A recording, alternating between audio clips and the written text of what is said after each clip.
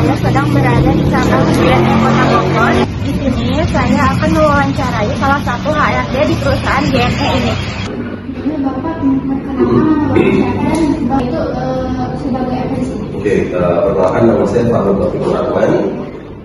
Saya di JNE sebagai karyawan yang tepatnya di bagian HR Development atau orang pun bilang di bagian HRD ya. Hanya saja saya di bagian pengembangan karyawan. Masuk ke pertanyaan pertama ya Pak. Menurut Bapak itu tantangan apa saja nih yang saat ini dihadapi oleh perusahaan, apakah berkaitan dengan globalisasi, terorisme, atau perubahan iklim, perubahan demografi, atau penggabungan dari semuanya Pak? Oke, kalau dari pertanyaan yang dilempar sama Mbak Alia, kita lebih cocoknya adalah di globalisasi dan perubahan demografi. Globalisasinya apa? Seperti yang mungkin Mbak Alia tahu, kita kan perusahaan logistik. Dulu JNE itu kita beri tahun 1990. Dulu kita salah satu leading marketnya, sampai sekarang sih masih leading market. Tapi kalau lihat 2012 ke atas, bahkan pasca COVID itu kan sudah mulai banyak ekspedisi lainnya, gitu ya. Sehingga ya karena globalisasi, ya ada persaingan juga semakin terbuka, gitu kan. Banyak ekspedisi yang bermunculan. Intinya adalah kemudian sekarang ada kompetitor.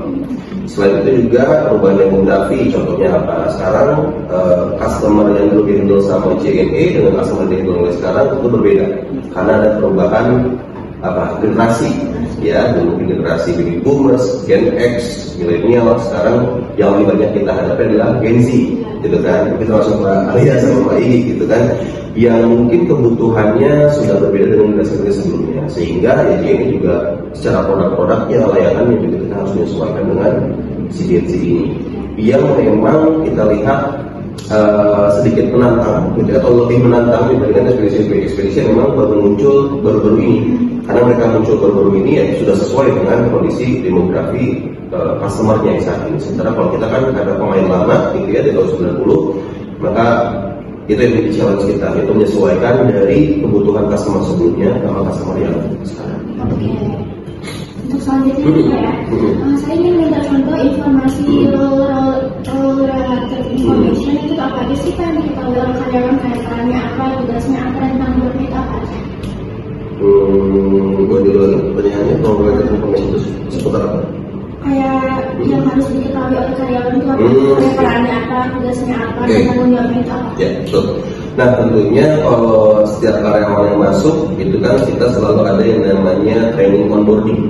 Ya, training onboarding ini adalah training pengenalan perusahaan, sekaligus pengenalan terkait role mereka, gitu ya, peran mereka itu apa, mereka posisi sebagai apa, job desk-nya apa, termasuk target-targetnya itu seperti apa. Ya, maka itu selalu kita sampaikan ketika karyawan itu baru masuk kerja atau baru join dengan perusahaan. Tentunya peran sama mereka berbeda-beda. Di kita itu ada kurang lebih 8 divisi atau kita sebut 8 departemen, gitu ya. Dan setiap departemen tentunya punya job desk, punya role, punya targetnya yang berbeda. Betul. Dan kita informasikan itu di awal ketika karyawan baru masuk. Kalau buat contoh cultural information-nya itu kayak gimana Pak? Sikapnya, kebiasaan kerjanya, dan cara karyawan berperilaku sehari-hari Ya, gimana? betul. Sama kita juga kita sampaikan di onboarding juga. Jadi pengenalan perusahaan itu tidak hanya informasi tentang sejarah JNE dan informasi tentang siapa pendirinya, siapa sekarang presiden direkturnya dan sebagainya. Termasuk juga adalah kita punya yang namanya visi misi, pasti kan setiap organisasi punya visi misi, sama kita punya yang namanya core values, ya, atau nilai-nilai apa sih yang dijunjung tinggi sama perusahaan. Di JNE kita punya 4 nilai perusahaan: jujur, disiplin, tanggung jawab, dan visioner. Ya, turunan dari core values ini kita turunkan lagi itu secara detail, gitu ya. Jujur yang dimaksud itu seperti apa sih yang diharapkan sama JNE? Karena jujur itu kan universal ya. Disiplin universal, tanggung jawab universal, visioner juga universal. Maka kita definisikan lagi, gitu ya. Ada yang namanya behavior guidance, ya, atau yang namanya adalah panduan perilaku. Nah, berdasarkan 4 ini. Jujur itu apa sih yang dimaksud dengan jujur versinya JNE, gitu ya. Itu ada beberapa list apa yang harus dilakukan orang supaya dikatakan jujur, apa yang tidak boleh dilakukan orang untuk berperilaku tidak jujur. Jadi ada do dan don'ts-nya. Setiap core value itu ada do dan don'ts-nya. Maka kita punya yang namanya behavior guidance. Itu kita sampaikan ketika onboarding, ya. Kita juga setiap pagi ada briefing Ya, jadi sebelum teman-teman bekerja kita briefing dulu sekitar 10-15 menit, itu pun kita sampaikan setiap hari. Jadi supaya apa? Supaya selalu mereka ingat. Kalau dalam proses pengambilan keputusan saat ini tuh Bapak lebih sering menggunakan latihan model itu kan secara logis atau intuitif proses kayak secara pengalaman. Oke, bisa dibilang ini gabungan. Dari Gitu ya, betul. Walaupun memang bisa dilihat kita selalu mengambil secara rasional models, gitu kan. Setiap keputusan harus didukung berdasarkan data, gitu ya. Kita selalu bermain kalau mungkin antara rasional atau intuitif, kita bilangnya mungkin kuantitatif atau kualitatif, gitu ya. Kita selalu berdasarkan background data, sedangkan kualitatif, tapi kemudian didukung juga berdasarkan kualitatif, gitu ya. Kenapa harus seperti itu? Karena kalau di bisnis logistik kita, apalagi misalnya kita berbicara tentang kurir, gitu kan, tidak hanya kita berbicara terkait angka, tapi kita juga harus lihat kondisi di lapangan seperti apa. Contoh, misal di JNE Bogor kan kita mengcover semua area Bogor, kota dan kabupaten, gitu kan. Di kota sudah jelas paketnya pasti lebih banyak, penduduknya padat, gitu kan, sehingga ya kurir kita dengan mudah lah, dia ngantar 100 paket itu gampang banget. Tapi berbeda dengan teman-teman yang di kabupaten. Misal contoh yang di ujung Bogor apa? Ada Cigudeg, misalnya ada Parung Panjang, misalnya ada Tenjo dan lain sebagainya. Itu pasti berbeda. Udah paketnya sedikit, tapi jarak antar rumahnya dia jauh-jauh. Nah, maka tidak hanya kita menentukan berdasarkan angka, tapi juga kita lihat nih kondisi lapangan seperti apa. Jadi bisa dibilang gabungan antara rasional maupun Selanjutnya Pak, dalam suatu perusahaan kan ini pasti ada konflik nih. Untuk menyelesaikannya gaya konflik apa yang paling sering digunakan di perusahaan ini? Apakah avoidance menghindar, accommodation mengalah, competition bersaing, atau compromise kompromi atau collaboration Pak? Oke, untuk konflik tentunya kita kolaborasi. Gitu kan. Konflik di sini kita batasi konflik yang seputar pekerjaan, gitu ya. Konflik yang ada misalnya ketika di setiap divisi itu menemukan ada masalah atau ada gap nih antara misalnya ketika dia punya target tapi target tidak tercapai itu seperti apa, gitu kan. Maka yang kita lakukan tentunya adalah kolaborasi, gitu kan. Tentu dengan tadi ya kita melihat dulu antara data kualitatif atau kualitatifnya, kenapa hal tersebut bisa terjadi. Tentunya tadi kembali lagi sebenarnya definisi konflik yang dimaksud sama Mbak Alia lebih kemana nih? Apakah konflik personal antara karyawannya atau konflik ini? Oke. Kalau konflik personal juga kita, tadi kalau antara kompromi itu apa? Dikompromikan? Itu kompromi itu kan mungkin kompromi antara karyawan dengan karyawan. Oke. Ya, kalau kita masuknya adalah ke personal, gitu kan? Tentunya kita perlu kompromikan, gitu kan? Ya betul. Kita seringkali juga menemukan ada satu laporan, gitu kan? Jadi kita sangat-sangat melindungi karyawan yang ketika dia menemukan kesulitan, baik itu kesulitan kerja ataupun konflik misalnya antara rekan karyawan atau dia dengan atasannya, gitu kan? Dan kita tidak mengambil POV yang satu sisi. Jadi laporan dari karyawan tidak adalah mentah-mentah, gitu ya.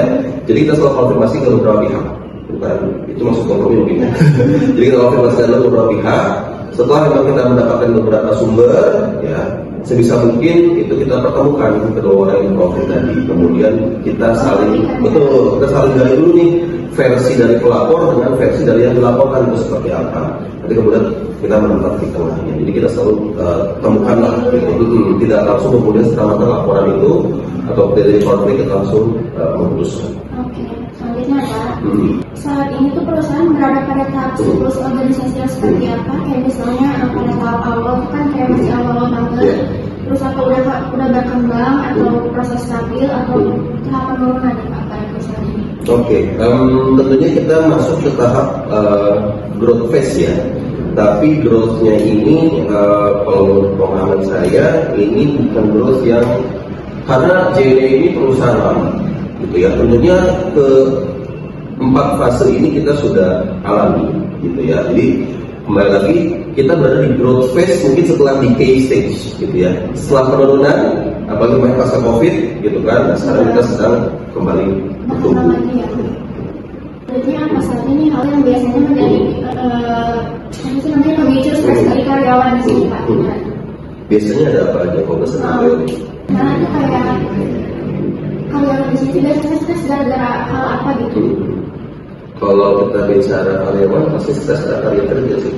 Kerja yang lainnya. itu bisa apa ya, tenaga kerja bisa turunan gitu kan, karena bisa cari kerja dan masing-masing cari kerja kan punya cara masing-masing gitu ya. Kayak contoh misalnya kalau buat teman-teman kuliah di lapangan, nah hujan kayak gini stres ya, Iya, stres. betul kan, apalagi dari motor gitu kan. Jadi pasti dipicu dari apa ya, bakal kerja dia antara apa, ketika musim kemarau atau musim hujan sama, misal dia sehari harus ngirim 100, tapi pasti target apa, stresnya beda gitu kan. Dia akan lebih stres ketika hujan karena bingung gitu kan. Satu mungkin khawatir paketnya nanti basah, rusak gitu kan. Betul, jadi target mungkin nggak tercapai, barang banyak rusak, ya otomatis nanti kurir yang disalahkan gitu kan, pasti akan berbeda gitu. Tapi pasti Indonesia sih dari target kerja. Selanjutnya nih Pak ya, bagaimana kondisi keberagaman yang ada di perusahaan BNI itu? Kan mungkin banyak yang perbedaan mulai dari suku, ras, agama, dan istiadat lain. Gimana? Itu cukup beragam sih, gitu ya. Kita setahu saya di JNE Bogor kita berasal dari suku, ya dari berbagai suku, walaupun memang didominasi oleh suku Sunda ya di Jawa Barat. Tapi ya banyak juga yang dari Jawa, kemudian yang dari Batak juga kita ada, gitu kan. Betul, walaupun kalau bisa dibilang ya orang-orang ini walaupun sukunya berbeda-beda, mereka sudah lama tinggal di Bogor, gitu loh. Jadi memang sudah apa namanya ya, adaptasi dengan budaya Bogornya udah adaptasi lah gitu ya, udah melebur gitu ya. Kalau berdasarkan jenis kelamin, memang itu dominasi oleh laki-laki, gitu ya. Tapi perempuannya ada, seperti di customer service kita ada perempuan, di finance jadi kita ada bagian perempuannya, gitu kan. Tapi kembali lagi untuk karena JNE ini logistik, kita kan pusat operasional ini mayoritas memang laki-laki. Gitu. Apalagi jenis kelamin juga bermacam, bukan jenis juga usia ya. Kalau usia juga kita beragam. Terakhir itu memang kita masih didominasi oleh Gen Y ya, atau milenial, gitu kan. Tapi baby boomers udah nggak ada. Tapi baby boomers masih ada, ada salah satu kulit senior kita itu dia masuk ke baby boomers, gitu kan. Tapi Gen X-nya masih ada. Sekarang dominasi oleh Gen milenial, Gen Z-nya juga sudah mulai masuk ya, sudah mulai banyak juga ya, gitu ya. Kalau disabilitas di kita belum ada disabilitas. Itu sih. Jadi cukup masuk beragam. Untuk agama juga memang masih dominasi oleh agama Islam ya. Tapi kita ada Kristen juga ada, kita Buddha juga ada. Dan kalau di JNE secara umum kita sama-sama menghormati agama manapun. Bahkan di JNE kita punya program untuk yang karyawan Muslim itu setelah 12 tahun kerja itu kita pasti berangkat umroh. Itu kalau bisa cari beritanya, tahun ini kita umroh terbanyak sekitar 1.500 karyawan kita umrohkan se-Indonesia ya, di Indonesia. Di Bogor sendiri kita ada 85 orang yang tahun kemarin 2025 kita berangkat umroh. Dan kita sampai diberikan penghargaan sama pemerintah Saudi Arabia. Kalau yang Nasraninya itu kita berangkatkan ke Yerusalem ya, jadi ke tempat suci juga sama yang Hindu yang Buddha juga kita berangkatkan ke tempat suci mereka, gitu kan. Jadi di JNE kita sangat menjunjung tinggi toleransi sama keberagaman, apalagi terkait agama gitu ya. Jadi nggak cuma yang Muslim doang gitu, yang Muslim pun yang kita fasilitasi. Pertanyaan terakhir ya Pak, teknologi komunikasi apa saja yang Bapak gunakan oleh perusahaan ini, misalnya kayak email, website, media sosial, aplikasi untuk tidak lain. Ya. Untuk komunikasi tentunya kita saluran utamanya itu pakai email. Kita punya email internal, gitu kan. Setelah itu ya pasti melalui komunikasi kalau antar karyawan pasti by email, gitu kan. Kalau dengan customer kita juga punya website, gitu kan. Kita punya medsos juga. Kita memang fokusnya sedang aktif di Instagram, gitu kan, Instagram dan Facebook, gitu kan. Kemudian kalau antar karyawan ya sudah jelas kita pakai WhatsApp sih. Tapi secara resminya biasanya kalau diskusi ya pakai WhatsApp. Setelah itu pengaduan resmi kita bisa menggunakan email. Kalau ke customer kita harus pakai website sama media sosial. Makasih ya Pak atas pertanyaannya, semoga informasinya bermanfaat bagi kita. Ya.